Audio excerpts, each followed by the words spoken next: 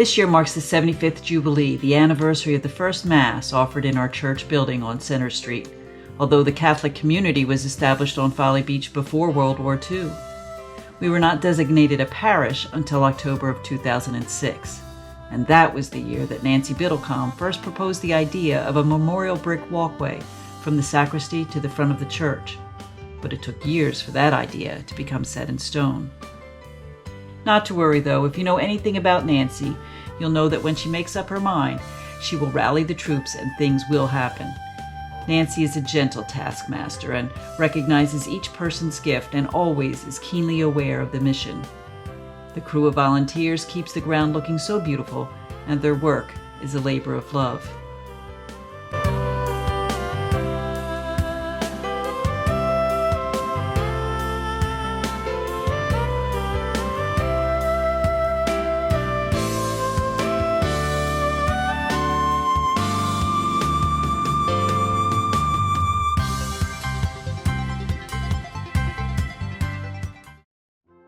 Well, if you've been around the parish as long as Nancy has been, you know a lot of great stories, and what better time to tell them than the 75th Jubilee, celebrating the construction of the little Catholic church on Folly Beach, Our Lady of Good Counsel. I asked Nancy to take a walk with me around the garden and tell me some of the stories. I was standing here. I was right in this area here, and a guy came through, an older guy, and he had on plaid shorts, and I didn't know he was standing back there. I'm doing my thing maybe 5 minutes later, and I turned around. I said, "Are you Mr. Albanesius?" "Yes." He said, "I want to know where you're going to..." You know, we were still in the making of this thing, this statue, because he bought the statue, and he and Father Kelly decided where they wanted it. This is before any of this. Sure. This is, and they had it in the middle with some red bricks around it, and that, but it was all grown up in a mess. And I says, "Well, I can tell you the plan," but I just knew right away it was him. You know the Father Scully story? Oh, I don't know. Okay, Father Scully. You know, Chris Purcell's husband's a Korean refugee. Yes, I do remember that. Okay, the Air Force people, and I can't think of their name, they adopted him and brought him back here. So then he went to Carolina Gamecocks, and he went to the Citadel, and he did a lot of things. When he was younger, they were lining up those kids to kill him, and Father Scully took a bullet for Joe. Wow. So Joe said, "I want a brick, but don't tell Chris." Well, you know Chris, her nose is in there. That's going to be hard to do. And he also wrote this, "Known only to God, Joe and Christine." Wow. So those are the only two that knew that story. I think the kids know it now. But Wonderful story. Yeah. And this is the one from 9/11. Yes. Wow. Every brick tells a story, doesn't it? Yes, it does, but that just broke my heart right here. Tom gave me a bunch of people. This is Behringer, then the dad's second wife and all that stuff. And Patrick J. Grant, and those are good friends of his. He did something for Kathy Smith. Okay. When it came to Patrick Grant, I had all of Tom's things. I said, "Okay, and here's this, and there's your daddy, and there's Bud." Okay. He says, "Who's Patrick Grant?" I said, "I don't know. Here is your application. He says, "I don't know who in the hell Patrick Grant is." I said, "You ordered it, Tom. It's..." And to this day, Unknown to anyone, including Tom Behringer. How about that? We love Tom. I He's know. great. And I know he wanted to make sure we had a beautiful fountain here. Yes. He gave me $40,000, and it's in a separate account. Wow. Right now. But this fountain's old. Really? What do you I know thought about it looked like a mission. It's from Hyams. Yeah. And I can tear it apart. I can put it back together.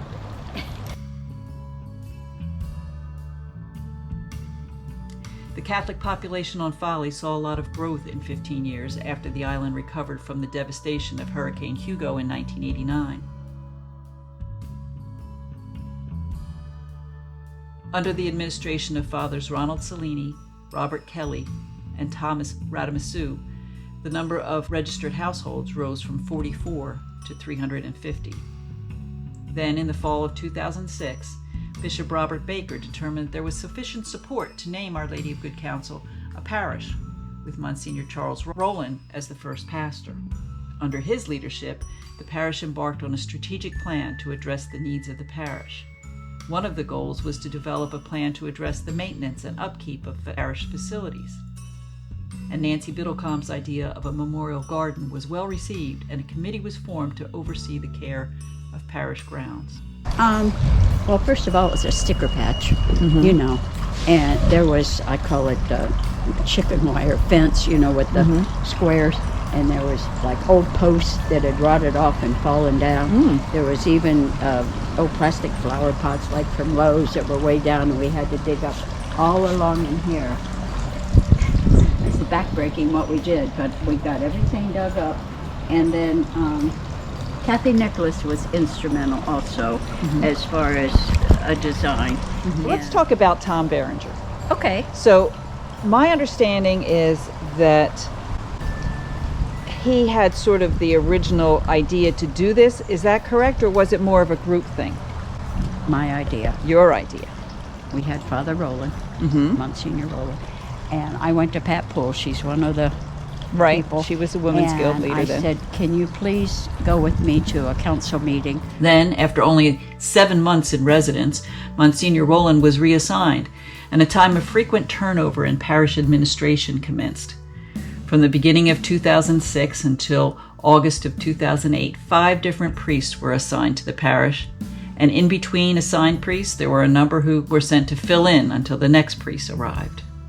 In the meantime, the Memorial Garden Committee, consisting of Nancy Biddlecom, Tom Berenger, Diana Haliak, Kathy Nicholas, Pat Poole, and Chris Purcelli, were not letting grass grow under their feet. With the support of the Pastoral Council and a professional landscaper, they continued to define their plans. And by November of 2008, the committee was ready to submit a 3-phase plan to install a memorial garden. I just said I had this idea. They said go ahead and do it, and then they gave us some seed money, and I can't remember how much, but we did pay them back. And I remember Father Mullen always wanted somebody to do something with the garden. But back in that day, it was Margie Wright. With her was truck cutting and her the grass. lawnmower. Yes. Oh, Margie. True. And I loved her. I got to visit with her one day, and she was telling me all about how she started running and all of that kind of stuff. It was pretty She neat. always had a cold beer with her son after the Yes, bridge run. that's what she said. Oh, yeah. Yeah. Father J.P. approved an advance of $4,000 in seed money to get things going. Kathy Nicholas presented a concept drawing, and members of the committee solicited donations for engraved bricks. A May 2010 report to the parish noted sales of bricks and other fundraising activities netted $28,743. The cost for landscaping, $23,220. The first 181 bricks were engraved and stored as the garden came into shape. Trees were planted, a retaining wall and wheelchair ramp was built, and the bluestone border was set in place. And this was needed because of the ramp? Yeah, the dirt was washing away. Yeah. Yeah, we had to put that in there. And Jerry Poor, he's a landscaper, but he's in high demand. But if you go to Hyams and say, I need somebody to put these in, I need a design, Hyams there, he's first on their list, but he's just so busy. So was the retaining wall and this ramp all part of the original design from back then? From when we came to council to request the garden, Yes. I'd say it was all pretty close, though. Yeah. Brief period of time, there was a statue of the Sacred Heart here. Yes. It seems to me, I don't know whether Father Cellini comes to mind with this. Oh, with the Sacred Heart. Yeah, that would make sense. The color of the patina is coming up. I have some pictures of it when it was still quite golden. Yes. The grass color. Yeah. Yes. And I told somebody we could only have 7 benches. And you remember Beverly Nash singing in the Yes, choir? I do. All right, and that's out of Beverly in Jim's yard. I gave them a plaque. December 25, 2010 marked the 60th anniversary of the first Mass offered at Our Lady of Good Counsel Parish Church, and the completion of the Memorial Garden was like a jewel in Our Lady's crown. Bishop Guglielmone celebrated the Mass on December 26th, A reception in his honor was held at Father Kelly Hall after Mass, and as is her custom on such occasions, Nancy Biddlecom composed a welcoming poem, read by Pastoral Council Chair Malcolm Brenham. Now you may have seen this cornerstone, Our Lady of Good Counsel Catholic Church, 1950, and that's true. That's when the church building was completed. More about that in a minute. But did you know that Mass was offered during the summer months from 1937 to 1940 at Folly Beach in the dining room of the Elks Club on Atlantic Avenue? That building was destroyed by a hurricane in August of 1940. Then from 40 till 1943, the stage of the famed Folly Pavilion at the foot of Center Street and the old community center, which stood across the street from the site of our present church, were used for Mass. You can pick up the rest of the story from the benefactors whose names are inscribed on plaques under each of the stained glass windows. For instance, on the Mary side of the church, a window illustrates the second joyful mystery, the Visitation, and is dedicated to Mrs. J.F. McDonough. She's the matriarch of the Stringer family. Granddaughters Gretchen Stringer Robinson, the author of Folly Beach, A Brief History, and Jackie Stringer provide this family history. Josephine and John McDonough are the parents of Jack, June, and Joy, often referred to as the 3 J's by locals. Mama Josephine was born in 1898 in Budapest, Hungary, and came to the United States with her family of 11 brothers and sisters. By 1932, she and her husband John moved to Folly Beach from Pennsylvania. He was the first chairman of the board of Folly Beach Township Commissioners and continued to serve the town for 24 years. The McDonoughs were a devout Catholic family. Josephine was a devoted mother and grandmother. Daughter Joy, who was also devoted to Our Lady of Good Counsel, is remembered in another window on the St. Joseph's side, the one that illustrates the first glorious mystery, the resurrection. It's dedicated to Joy and her husband, Lester E. Stringer Sr., called Ed. Joy Stringer was born in 1925, and by the start of the U.S. involvement in World War II, Joy was a lovely teenager, interested in reading and art. Folly Beach was her playground, and she enjoyed swimming in the ocean before school. Ed Stringer was born in St. Louis, Missouri, and in 1942 he enlisted in the Coast Guard and was assigned to the Coast Guard station in Folly, serving as a member of Folly Beach Mounted Patrol. You know, they used horses rather than cars, saved on gas, and cut down on the stray light that might alert enemy submarines as they patrolled the beach. As the story goes, it was love at first sight for Joy. They were married in 1944 at the Bishop's House in Charleston by Father John McCarthy. That was the custom when a Catholic married a non-Catholic in 1944. And Father McCarthy, a 37-year-old priest from County Cork, Ireland, was well familiar with the Catholic population on Folly Beach, and he aimed to help them. After serving some time overseas, Ed Stringer returned to Folly Beach, and he served on the city's first Waterworks Committee in 1956. Through their efforts, the residents of Folly Beach finally obtained clean running water. Joy Stringer served at the Folly Beach Post Office from 1959 until 1985. The family remembers that after her retirement, Joy set up a chair across the street from the post office and waved at the people all day. Her daughter Jackie recalls Dad converted to Catholicism when he married Mom. They had 7 children. Lester, called Eddie by the family, Ricky, Karen, Jackie, Kathy, Gretchen, and Amy Jo. They would all go to church every Sunday and fill a pew. Eddie and Ricky were altar boys. The statuary in the church was found by Karen, Kathy, and Jackie in crates on land that is now Mariners Cay. When they discovered them, the children thought they were dead bodies and ran to their mom. Mom donated 2 of the 3 statues. The St. Teresa statue is still in the Stringer family possession. In one way or another, the Stringer children continued to contribute to the community that they love. Among them, daughter Karen served as president of the Folly Beach Arts and Crafts Guild. She was responsible for organizing numerous annual festivals on Folly. She died of pancreatic cancer in 2009. In recognition of her contribution to the city of Folly Beach, the Folly River Park Pier is dedicated in her name.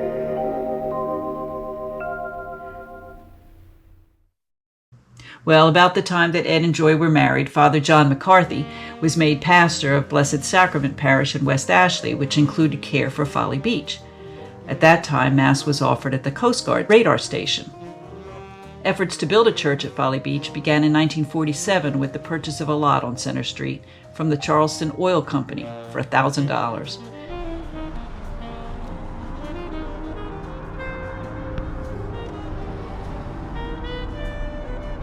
A second lot was purchased in 1948 from Leona M. Packard for $2,000. There's a plaque with her name on it under the window depicting the Ascension. And do you know who was at Father McCarthy's side, building Our Lady of Good Counsel? That's right, it was Nancy Biddlecom's father, John William Swistack Sr.